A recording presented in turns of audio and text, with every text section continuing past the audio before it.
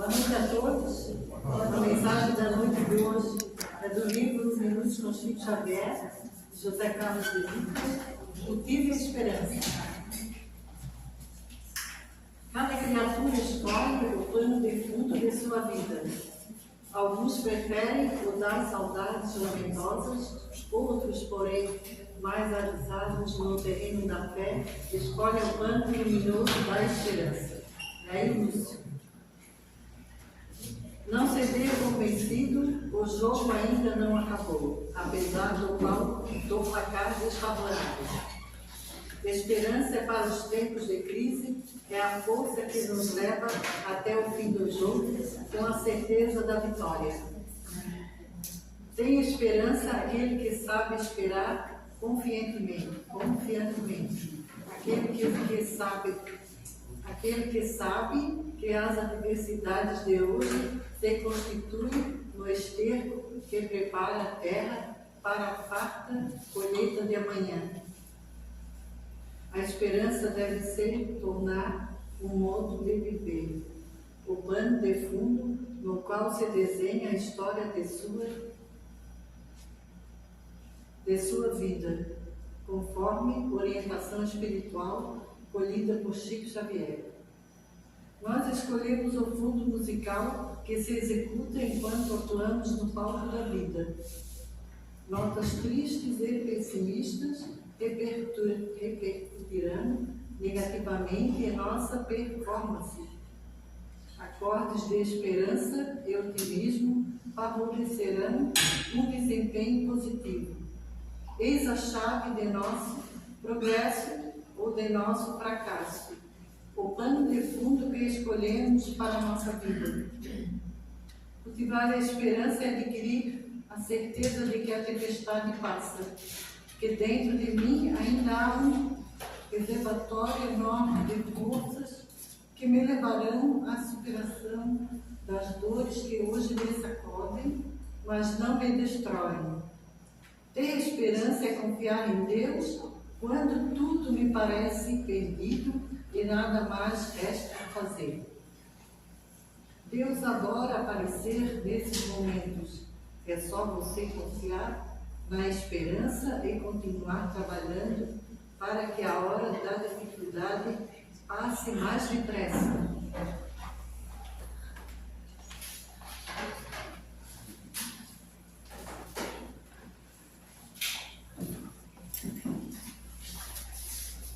Boa noite a todos. Vamos então elevar o pensamento a Deus, agradecer ao Pai pela oportunidade de que estamos recebendo todas essas energias. Deus sabe da necessidade de cada um de nós e neste momento derrama da sua luz tudo o que necessitamos para melhorarmos. E assim agradecimento que somos de tudo que nos dás a cada momento dissemos: Pai nosso, que estás nos céus, santificado seja o vosso nome. Venha a nós o vosso reino. Seja feita a vossa vontade, assim na terra como nos céus. O pão nosso de cada dia nos dai hoje. Perdoai as nossas ofensas, assim como nós perdoamos a quem nos tem ofendido. E não nos deixeis cair em tentação, mas livrai-nos de todos os males. Assim seja. e assim damos por aberto a doutrina, a palestra doutrinária da noite de hoje.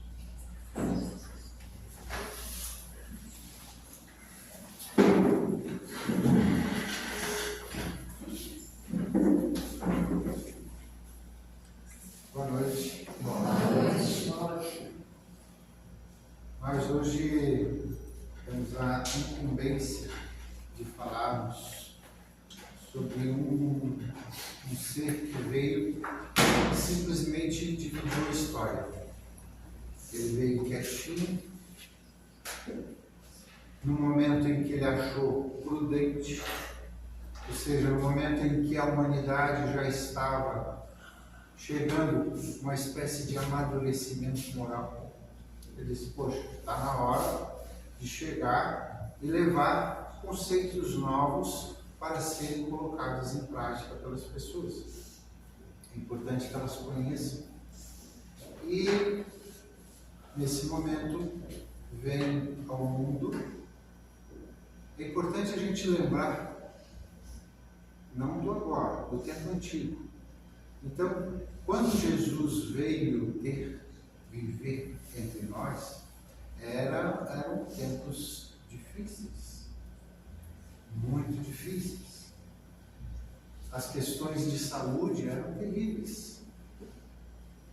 Higiene, medicamentos. Hoje já ainda não tem todos os de maneira ideal, imaginemos há muitos anos atrás. Então, Jesus veio num burgo, num local, numa comunidade bastante humilde, onde eram pescadores, pessoas simples. E essas pessoas eram as únicas no planeta que acreditavam, compreendiam, que aceitavam a presença de um único Deus. Por isso, Cristo veio ali. Veio naquele povo simples, humilde, mas que sabia que existia um único Deus. É certo que hoje, infelizmente, em algumas nações e algumas cabeças, pensa-se em terem mais deuses. Eu fiz uma série, uma sequência de palestras sobre céu e inferno, e é interessante como as pessoas ainda cultivam a ideia de que tem que ter um cara contrário a Deus para equilibrar as forças. E, claro, como a gente sabe que tem que fazer, mas não consegue, temos que arrumar um culpado desse cara. Só que se houvesse alguém nesse naipe, ele teria sido enviado por Deus. Então, o Cristo veio nesse momento para espalhar aquilo que foi lido na mensagem da nossa irmã, esperança. Até peguei o livro do Lorival Lopes, olha o título do livro: Gotas de Esperança. Gotas de Esperança.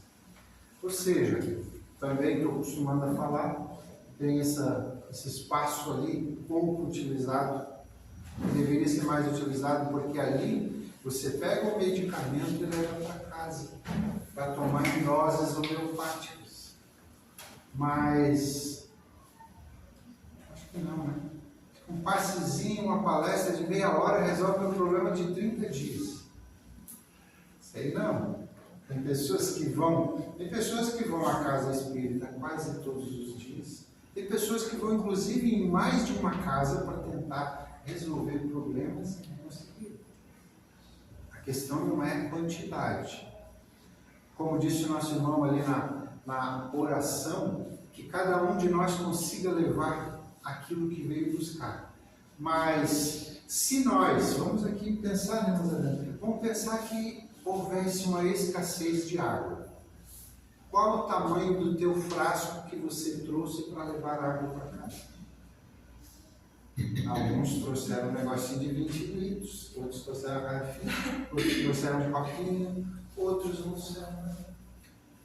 Não adianta. Por exemplo, quando, aqui eu já vou pular uma parte, depois eu volto, quando as pessoas chegaram para Jesus, ele perguntava: o que queres tu que eu te faça?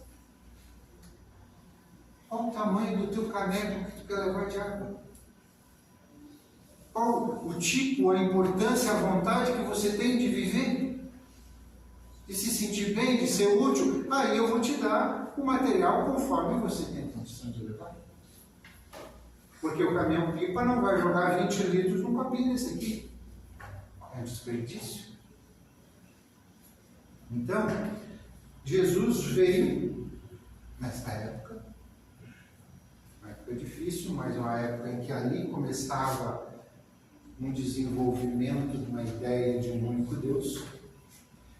E esse Deus, ele continua e cada vez mais a gente vai descobrindo Quando você entra aqui, ou aqui, e sai com a esperança, com a vontade de não suicidar, isso para nós já vale muito. Poxa, que legal.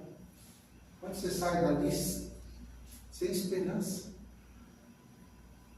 nós nos frustraríamos, se fosse o caso. Mas a energia dos ambientes religiosos tem como cunho, como foco, fazer com que você se alimente, com que você saia energizado, disposto a mudar. Porque a grande questão é, eu quero, isso é comum, tá? Eu quero que o mundo mude. Mas você quer mudar? Nessas obras espíritas e dentro do cunho espírita, está especificado: quando eu mudo, o mundo muda. Não mudou nada, você foi ali numa conversa fraterna. Você está, sei lá, vários problemas, cada um tem os seus problemas. Mas você entrou ali para conversar. Quando você sai dali, não é a mesma pessoa. Não mudou nada na vida daquela criatura, mas ela saiu dali com um novo olhar para as mesmas coisas. Essa é a grande questão. Então Cristo veio trazer a esperança, junto hoje com a doutrina, dizendo que, primeiro, somos todos filhos do mesmo Pai. E se nós somos todos filhos do mesmo Pai, esse mesmo Pai quer o bem de todos nós. Se um de nós estiver numa situação difícil, para ele não ficar igual. Porque vê, quando um tenta agredir o outro, aí a tristeza aumenta.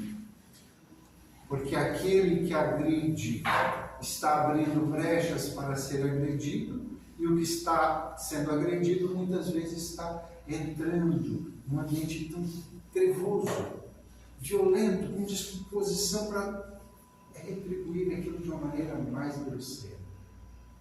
Então nós vivemos nesse meio. Só que Jesus veio para mostrar que a grande questão, gente, e que é isso que mais ou menos faz com que a gente fique nessa correria, parece que o dia tem menos horas e tal, porque eu quero coisas que eu toque, que eu veja, que brilhem.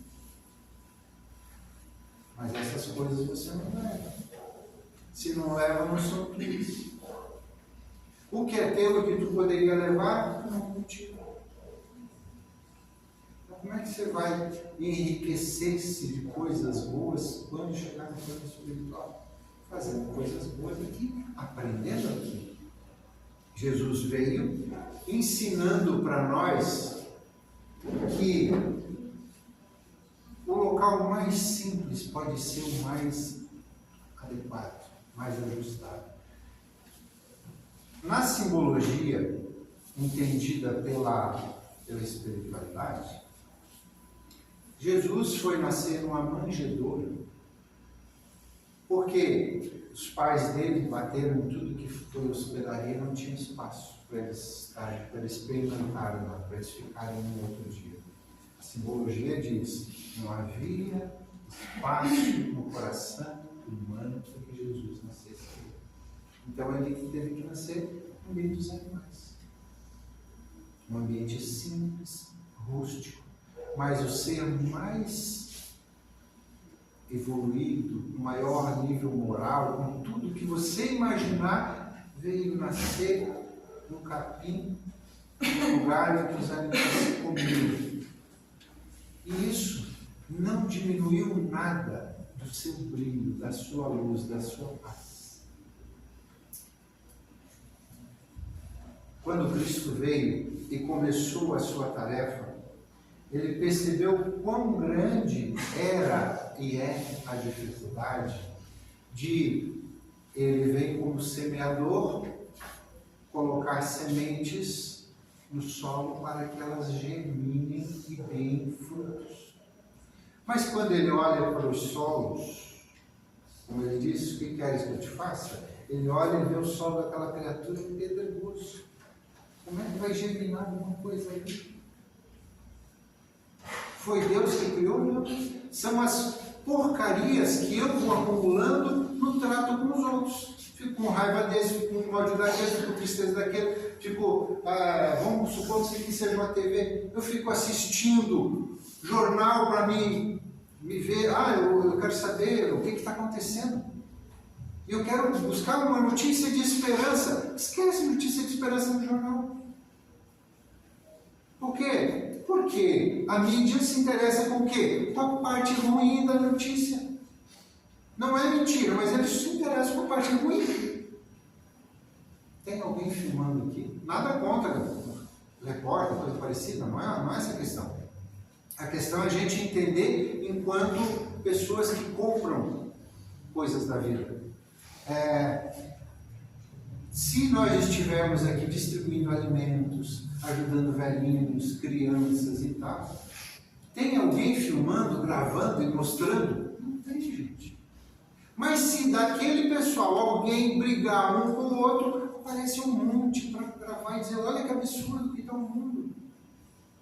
Então a grande questão é que para eles não é mais o trigo que interessa, é o joio. E eu compro o joio achando que o mundo é um inferno. Não é. O inferno muitas vezes está dentro de mim, com as minhas ações, com os meus pensamentos desequilibrados. Porque quando eu os equilibro através da oração, através da compreensão que talvez o outro que nós vamos encontrar lá fora não ouviu o que nós ouvimos, eu relevo o que ele fala. E muitas vezes nós chegamos em casa e as expressões não são as mais agradáveis. E é assim mesmo, porque é dentro do lar a grande oficina da reforma moral de cada um de nós. Esse Jesus nos mostrou exatamente isso. Tudo que ele veio e fez foi assim. Até os 30 anos ele ficou dentro de casa, trabalhando com José, prego, martelo, serrote. Mas ele não podia ter feito mais. Ele não podia ter ficado mais tempo, coisa parecida. Ele veio no tempo certo a fazer o que tinha que fazer. E ensinou pessoas a fazerem. Porque ele já conquistou. Veio, orientou, agora é com vocês. Então, que cada um consiga olhar em algum momento para como o Cristo faria o que eu estou fazendo. Essa é uma regra. Ou, eu gostaria de receber o que eu estou dando. Nada contra, às vezes, as pessoas com pouco recurso que vão lá e compram um carrinho de plástico que a criança não vai daqui até ali, já pegou.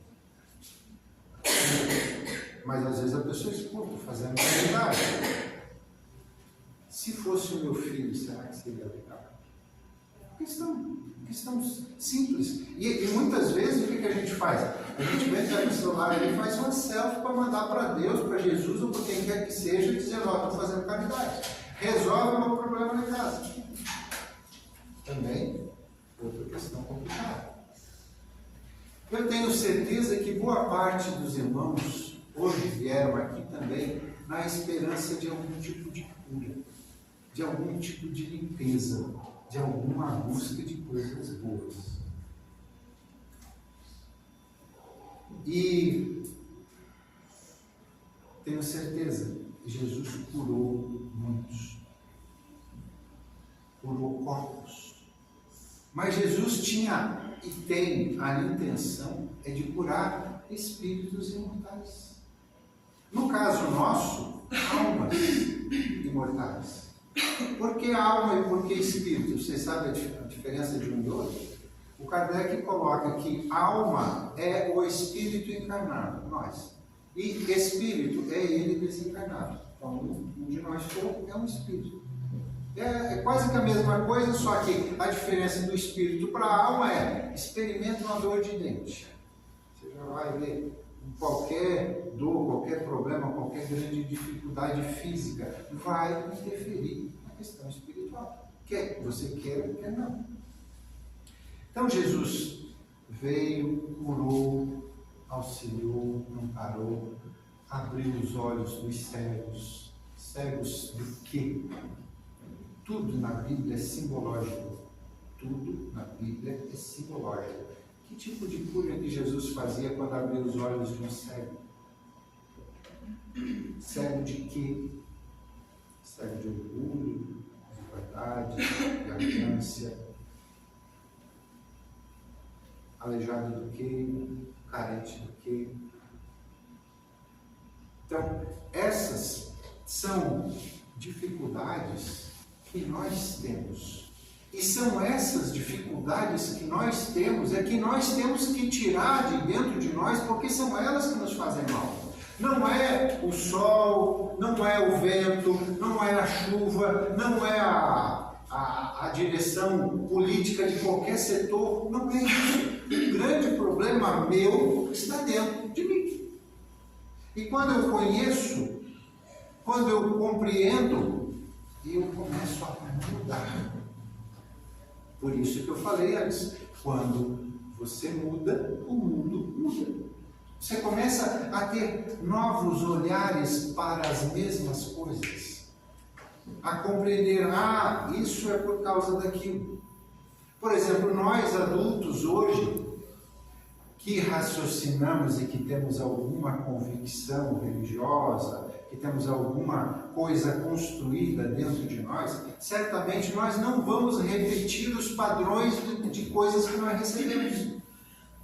Essa criança não vai dar nada, não sei o quê. Quem de nós não ouviu expressões grosseiras, infelizes, que levamos por muito tempo? Aí quando você para e olha, poxa, meu pai, quando falou aquilo, o professor, sei lá quem foi, naquele momento talvez ele podia estar com dor de barriga, podia estar triste, podia estar não sei o quê, falou alguma coisa que veio à cabeça dele, mas talvez não fosse aquilo que ele pensasse de mim. Como eu já falei coisas para os outros e foi um momento fortuito, nem lembro. Então, é importante a gente perceber determinadas coisas que aconteceram na nossa infância para perdoar. Perdoar-se. Essa também é uma função muito grande. Eu tenho que saber que em algum momento do passado eu fiz coisas feias, erradas. Mas Deus, Jesus, estamos falando dele, então vamos trabalhar com ele, Jesus, ou qualquer amigo da espiritualidade, não está apontando os seus erros. Quando aqueles vinham para serem curados por Jesus, Jesus olhava e já sabia qual era o problema da pessoa. Mas ele não ficava apontando, você é prostituta, você é ladrão, você é isso. Não. O que quer que eu te faça? Eu quero isso, eu quero aquilo. Olha só como é enigmático os termos bíblicos. Tem uma passagem que Jesus pega um cego, tira da aldeia, cura e diz, não volte para a aldeia. Volte para casa, mas não volte para a aldeia. E aí? Como é que é isso? A casa dele está lá no meio da aldeia. Qual que é a aldeia que Jesus estava falando? Do ruído mental. Ficar pensando as mesmas coisas, os mesmos barulhos, os mesmos medos, as mesmas situações, assim constantemente. Não presta, não vale nada, a vida é tão ruim, não vale a pena viver. No tempo dele, as pessoas andavam a pé, ou no máximo com algum tipo de animal. Não tinha Uber, não tinha táxi, não tinha ônibus, não tinha estrada. Nem estrada tinha, como é que ia ter carro? Esses vieram como desbravadores para abrir espaços para que nós viéssemos logo a seguir. Só que agora nós somos os continuadores que estamos com pessoas nos olhando, principalmente aqueles menores, eles ficam de olho no que eu falo, no que eu faço. Isso é o modelo que Deus deu para aquela criatura que está próxima de você. Como eu me porto diante dos meus filhos, dentro de casa? Será que eu ajo conforme Jesus agiria se estivesse no meu lugar? É algo interessante de pensar. Em algum momento, ele percebeu que os seus ensinamentos não ultrapassariam muitas fronteiras. E chamou o cara que inaugurou a perseguição a cristãos. Saulo, ou depois Paulo, como todos conhecem. E Paulo, como tinha cidadania romana, começou a espalhar. Mas a grande questão, e até já comentei aqui, se não me engano, que Paulo, olha só, para você pensar, a Bíblia é uma coisa de você pensar. A fé que a doutrina espírita ensina é uma fé raciocinada. Então Paulo, ao olhar para Jesus próximo a ele, depois da morte, lá na estrada de Damasco, ele olha para aquele Jesus vivo, reluzente, e diz assim: mas esse cara nós matamos a pouco. Esse cara foi torturado, foi pregado numa cruz, todo mundo viu ele morrer. Como é que ele está aqui na minha frente, nesse estado, nessa aparência belíssima, brilhando mais do que a luz do sol? Se ele está aqui depois da morte, eu acho que ele estava antes. Se ele estava antes, acho que isso também pode ser para qualquer pessoa. Então, se é isso, todos nós somos espíritos imortais vivendo.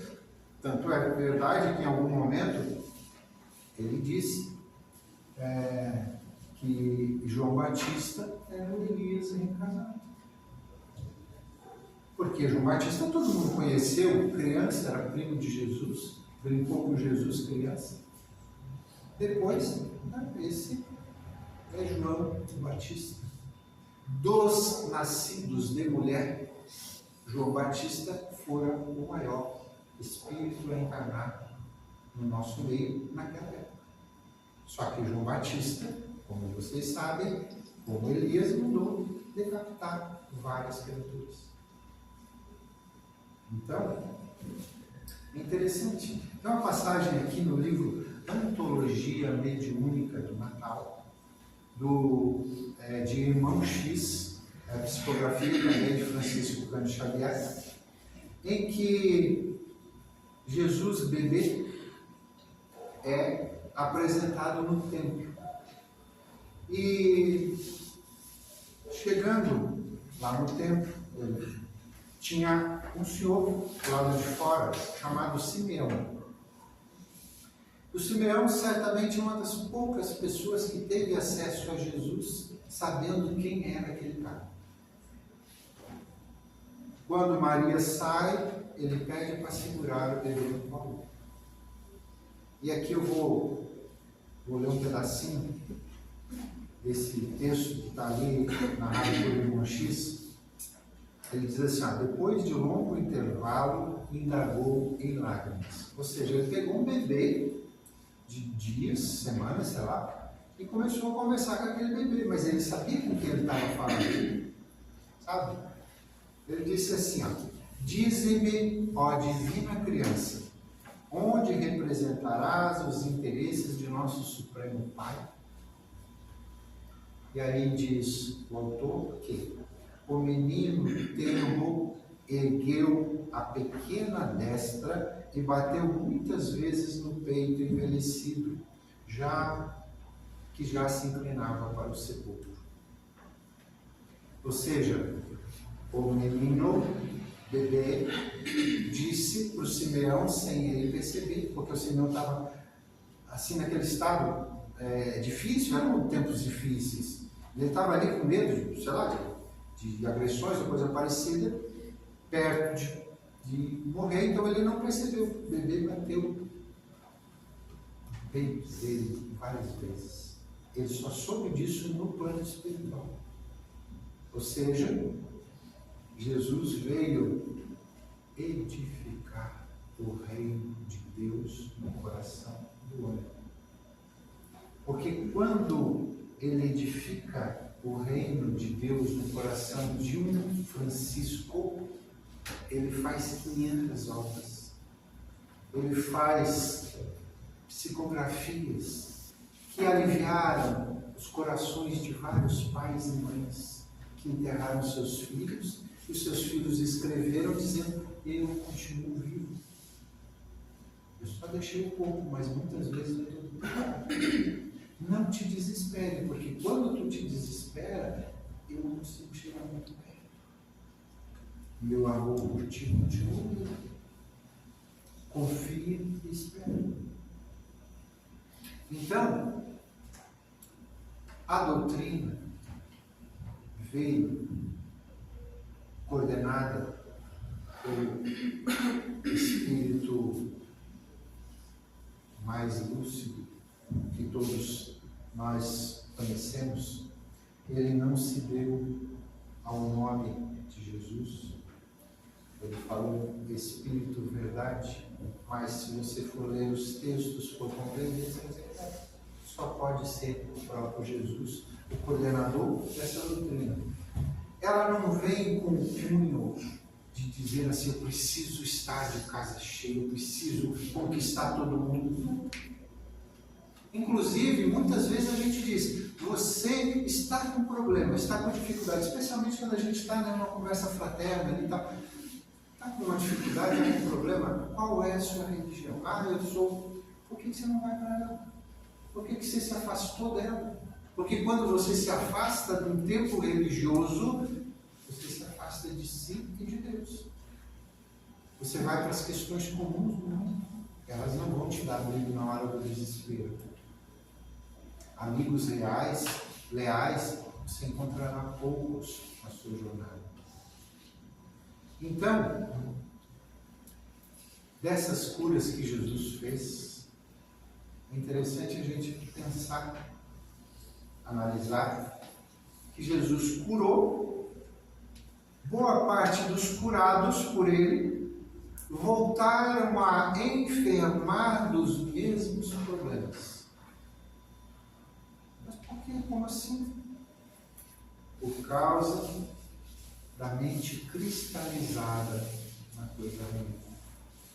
Eu não presto, não vale nada, eu isso, eu aquilo, e eu começo a atrair tudo o que foi tirado de mim. Muitas vezes não passa. Numa orientação, a gente recebe energias novas, poxa, dá para fazer. Aí chega lá fora, acho que não dá, né? E aí volta aquele mesmo estado de depressão, mesmo estado de tristeza, de melancolia. Isso não agrega valor. Isso não abre espaço para o nosso anjo de guarda chegar nos orientando. Porque nós preferimos os outros que dizem, primeiro, coisas que eu gosto de ouvir. Depois, quando ele me ganha nas palavras, ele começa a dizer coisinhas que vão me diminuindo. Poxa, ninguém gosta de ti mesmo. A grande questão é que Jesus curou muitos, curou todos os que ele pôde, mas 100% deles morreram. Não teve um que ficou nem no próprio Cristo. Então a grande questão é, todos nós iremos. Nós estamos provisoriamente de passagem no hospital, no presídio ou na escola. Não espere outra coisa. Nós vivemos isso. Hospital, presídio, escola. Alguns estão hospitalizados na dor, na dificuldade, na perda de um membro. Eu não quero aqui diminuir a questão. Eu quero dizer que na obra espírita está especificado que A terra é comparada a isso. E diz assim, a hora que a criatura se melhora, ela não precisa mais daquele problema. O problema quem criou foi ela, a solução veio, ela aceitou, e pronto, não precisa mais daquilo. Então, se eu recebi uma cura de alguma coisa, eu tenho que vigiar os meus pensamentos para não voltar enfermo. Por exemplo, o pessoal que teve problema com álcool e depois começou a fazer terapias para não voltar a beber, o que ele diz? Só hoje eu não vou beber. Só hoje. E amanhã a gente conversa. Vai chegar amanhã, só hoje eu não vou beber. Só por um dia não vai? Só por um dia eu não consigo segurar minha língua para não falar coisas erradas, para não criticar. Porque toda vez que a gente critica, parece que a gente não faz. Só os outros que fazem coisa errada. A gente não. Então, se você veio buscar cura, Jesus quer curar. Mas Ele vai curar à medida em que ou seja, Ele vai te dar o líquido, a cura, condizente com o pote que você pode levar para casa. Qual o tamanho do teu pote? Porque esses tempos atrás, teve uma história de um padre e uma menina. A menina morava do lado de cá do rio e tinha que atravessar para o outro lado para ir para a escola. E ela chegava todo dia limpinha, tranquilo, mas ela não tinha barco. Como é que tu faz? Eu preciso mudar. Aí o padre disse, não, espera aí, eu também vou. E aí chegou na beira do lago, arregaçou as calças. Não, você vai ou não vai? Vai arregaçar as calças, sabe que vai molhar. Não está confiante. Sabe? Essa é a questão de confiar. Deus, Jesus, é uma questão de confiança. Não tem outra coisa. É eu fiar com. Eu faço uma partezinha, Deus faz outra, eu faço mais uma, Ele faz mais outra. Quando eu vejo, nossa, que mudança que aconteceu na minha vida. Já não sou mais o mesmo. Já não gosto muito de falar mal da vida dele. Já não fico muito feliz quando alguém que eu não gosto passa por uma situação ruim. Quando Jesus chegou para iniciar a sua pregação, ele saiu de casa, foi até Jerusalém, chegando lá, começou a olhar aquela edificação, em que o povo eleito por ele para vir, que era o único povo do mundo que tinha a visão monoteísta, ele começou a olhar para aquele templo, aquele ambiente lá, sentado, modestamente. E eis que chegou um cidadão chamado Hanan. Esse aqui está no livro Boa Nova, tá? Se vocês quiserem, de Humberto de Campos. Depois, se quiserem ter acesso. E aquele doutor da lei chegou para ele e disse assim, notem que ele não conhecia, mas a vestimenta mostrava quem ele era. Galileu, o que fazes na cidade? Só que ele usou um tom um pouco arrogante, porque os galileus não tinham grande apreço na sociedade, eram pessoas descartáveis. Galileu, o que fazes na cidade?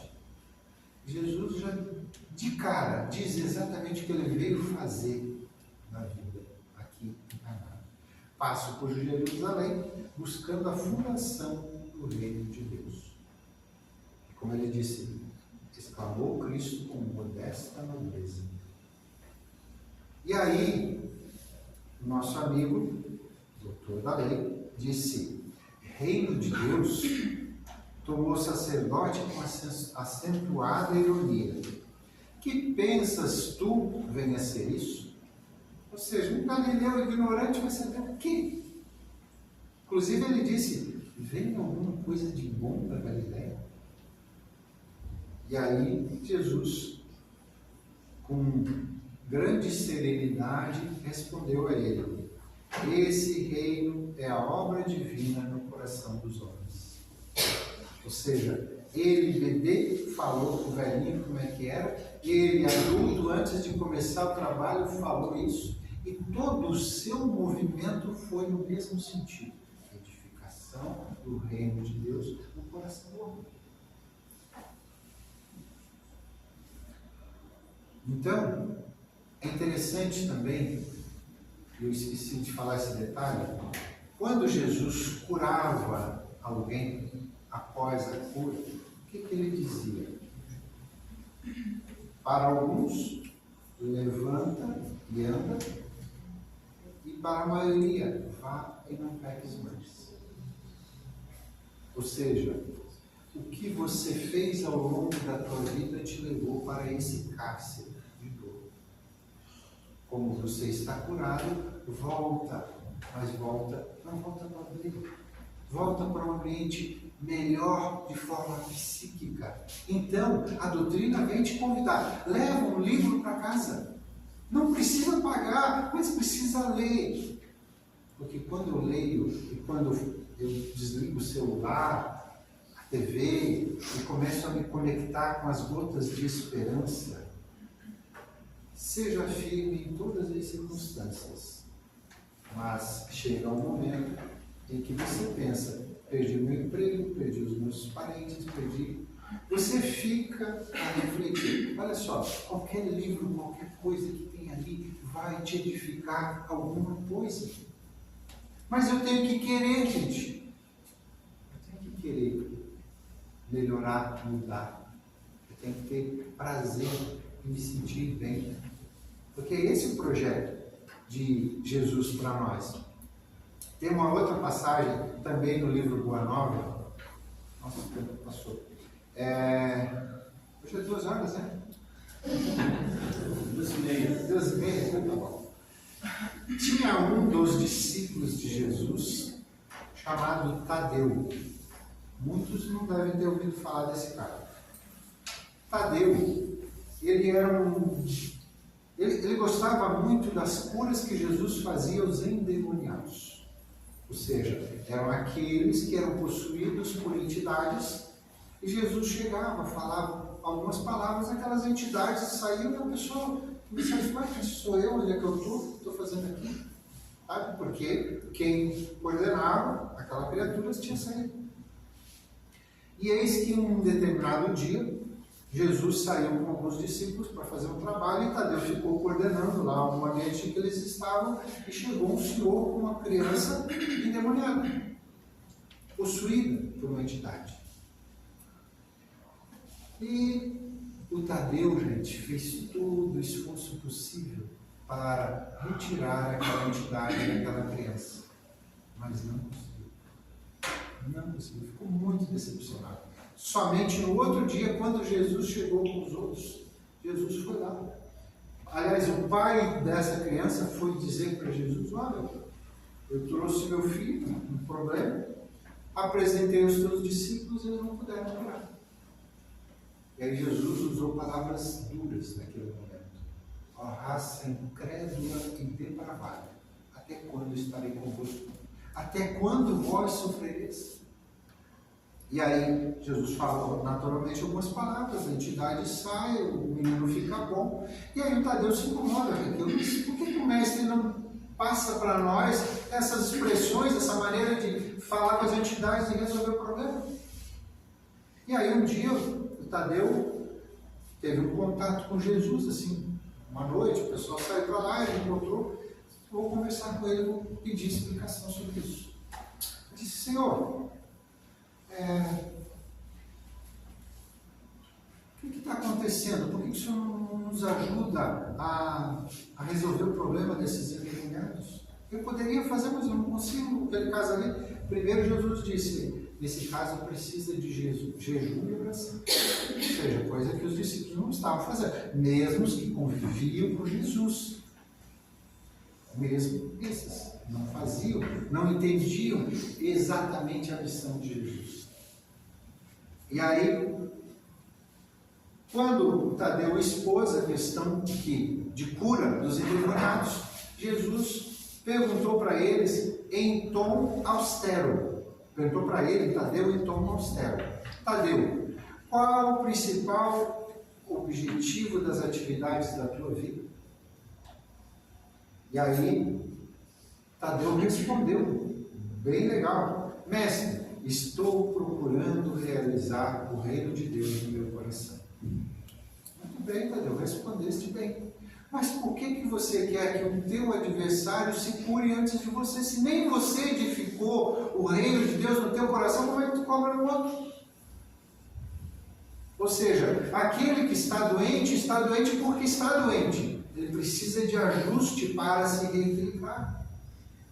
E não é alguém que assistiu uma palestra, saiu de fora e encontra alguém. Teve um caso, até de um rapaz conhecido, que encontrou uma criança, uma jovem, no chão, se batendo, babando, gritando, falando coisas.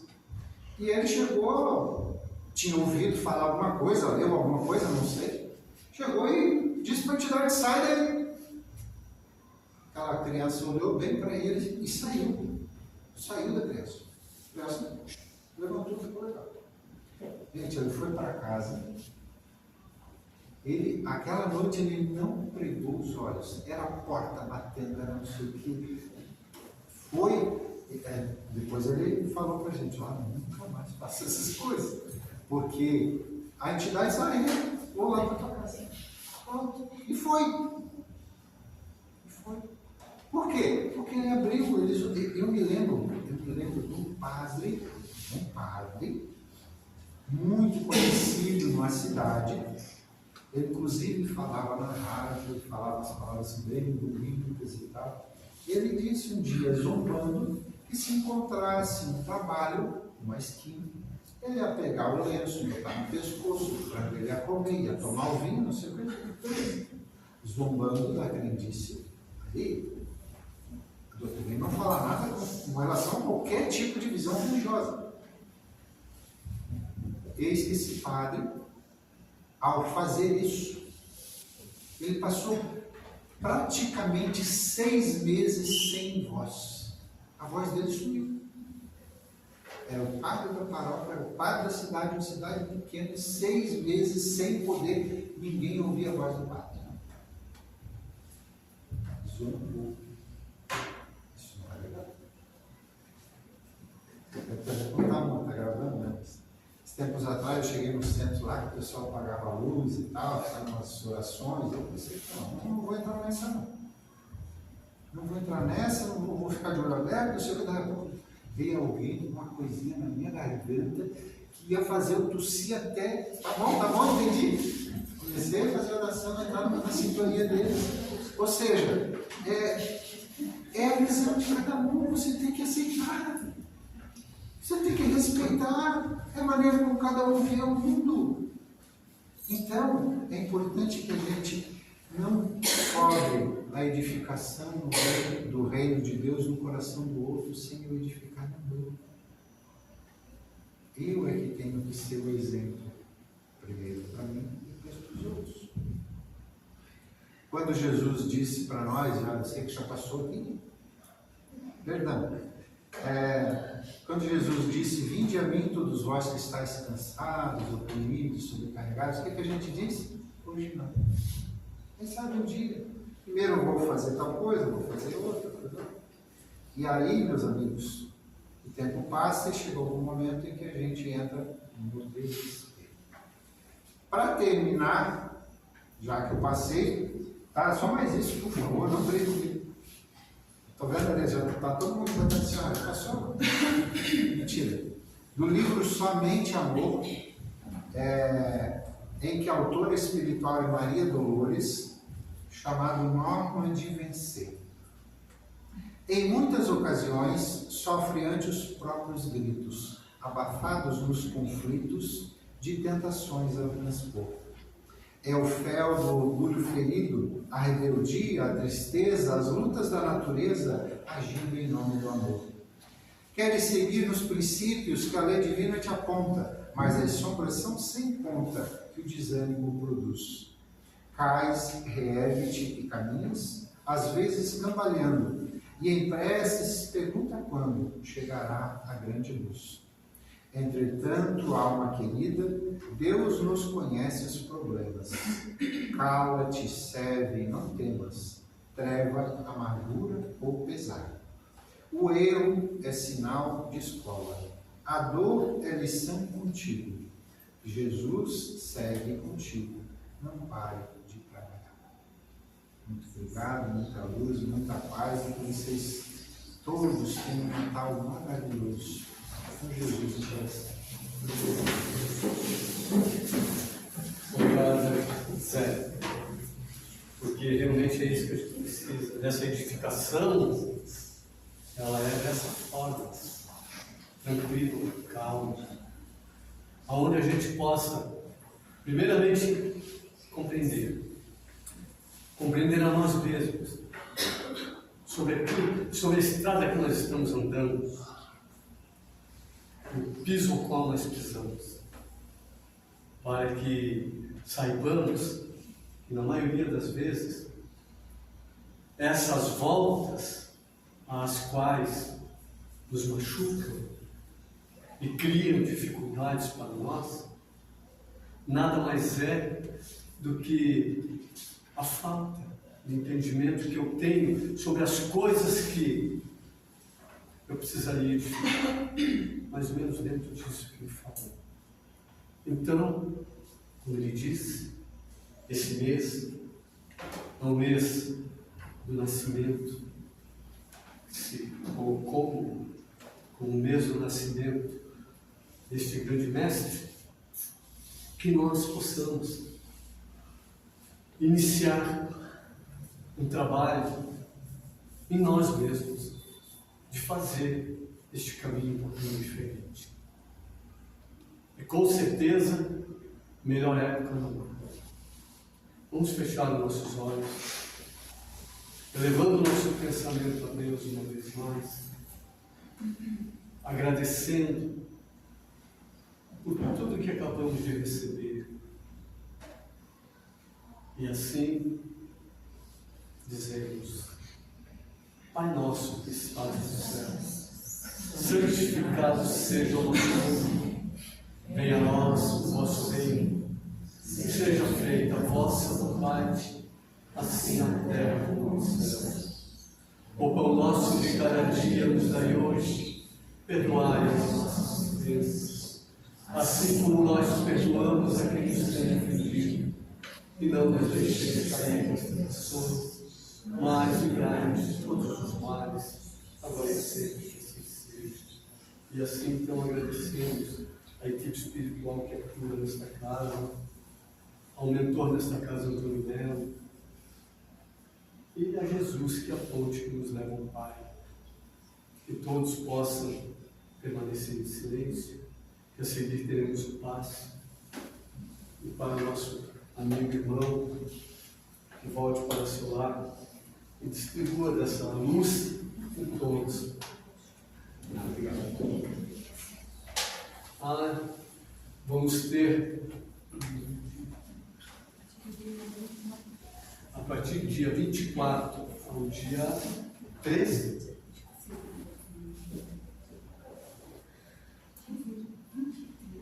de 23 a 7 de janeiro, nós estaremos em recesso nessa casa.